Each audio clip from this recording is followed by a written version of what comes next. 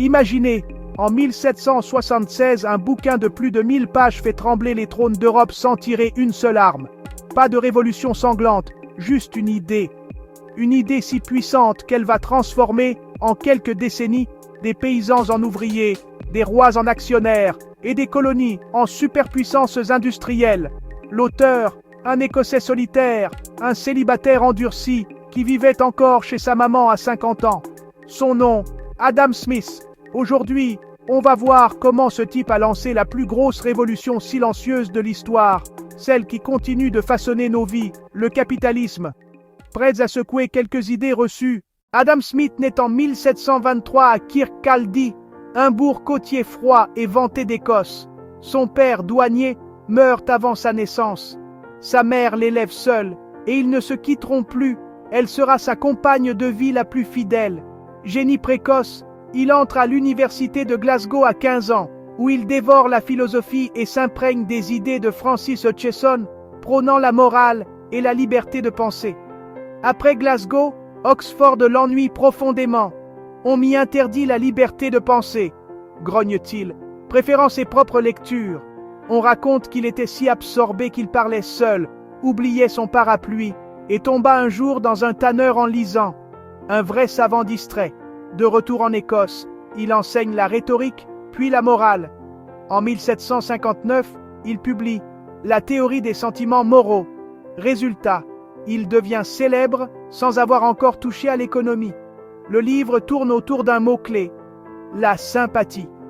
Pour Smith, on n'est pas des robots calculateurs. On se soucie des autres, même quand on cherche notre propre intérêt. Oui, le père du capitalisme commence par une leçon d'humanité. C'est cette tension fondamentale entre égoïsme et morale qui va faire tourner le monde. Avant Smith, l'Europe est engluée dans le mercantilisme. L'idée, c'est qu'on devient riche en accumulant l'or et l'argent, souvent au détriment des voisins.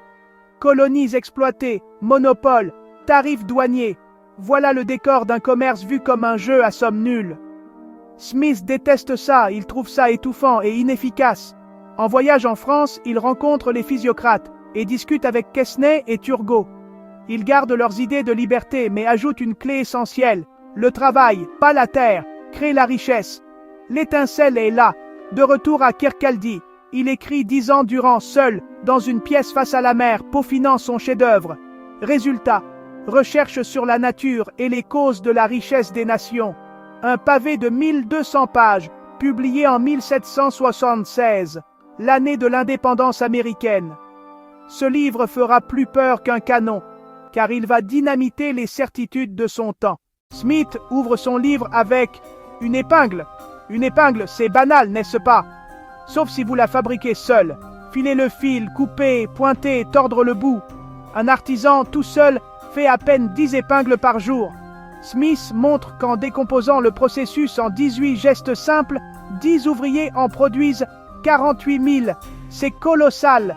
Même taille d'usine, même outil, mais la spécialisation multiplie la productivité.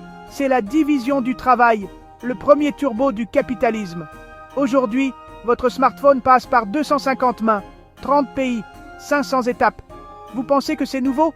Non, c'est Smith en 1776, une version améliorée de son idée, version 4.0. Voici la phrase emblématique qu'on lui prête. Ce n'est pas de la bienveillance du boucher, du marchand de bière ou du boulanger que nous attendons notre dîner, mais du soin qu'ils apportent à leurs intérêts.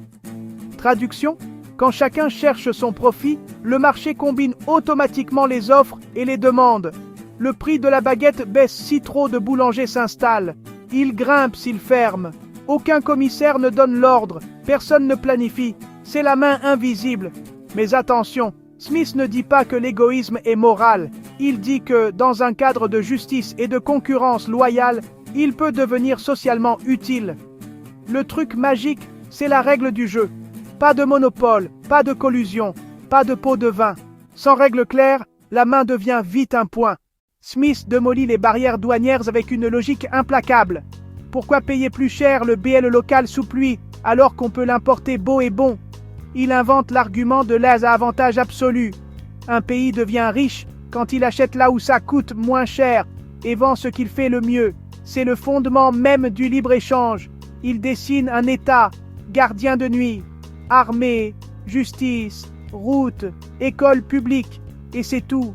Pas de subvention, pas de société privilégiée. Radical pour 1776, cette vision d'un État minimal est encore au cœur de nos débats en 2024. Le livre fait un tabac. Pitt le jeune, Premier ministre britannique, le dévore et abaisse les tarifs. Les usines poussent, la vapeur siffle, la révolution industrielle décolle, portée par les principes de Smith. Il meurt en 1790, mais son idée voyage. Malheureusement, certains ne retiennent que profit, bien, oubliant la morale, la justice, la concurrence loyale. Carl Smith n'existe pas, Karl Marx si. Il dénoncera plus tard les excès du capitalisme naissant, attaquant souvent une caricature de sa pensée. Le vrai Smith, lui, déteste les trusts, dénonce la cupidite de Bridé et réclame l'éducation pour tous. Sallecon est nuancé. Le marche n'est pas une jungle, c'est un jardin qui a désespérément besoin de clôture. Aujourd'hui, la main invisible est partout, même sous de nouvelles formes. Les algorithmes boursiers, l'ubérisation, le commerce mondial. Smith, avec sa curiosité, aurait sauté dans le train. Pourtant, la crise de 2008, les inégalités records, la planète qui surchauffe, la théorie vacille. Est-ce la faute de Smith? Non, disent ses défenseurs. On a oublié ses garde-fous. Est-ce un échec du modèle? Oui, retorquent les critiques. Laissez faire, et la cupidite finit par déborder. Le débat est plus vivant que jamais.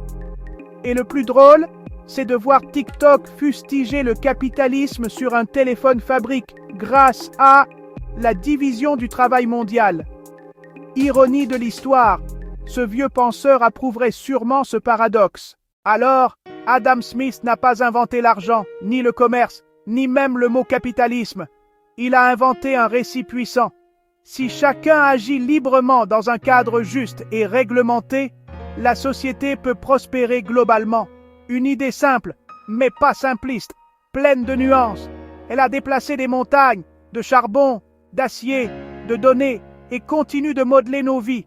La question demeure, la main invisible vous protège-t-elle encore, ou sans ses garde-fous, a-t-elle commencé à vous étrangler? Dites-moi en commentaire, où tracer la ligne aujourd'hui entre liberté et régulation? Si cette vidéo vous a fait voir Adam Smith autrement, si elle a éclairé un peu mieux ce génie des Lumières, alors n'hésitez pas, likez, partagez et abonnez-vous à la chaîne pour explorer d'autres idées qui ont bâti notre monde. À bientôt pour un nouveau voyage passionnant dans le cerveau des penseurs qui changent la donne.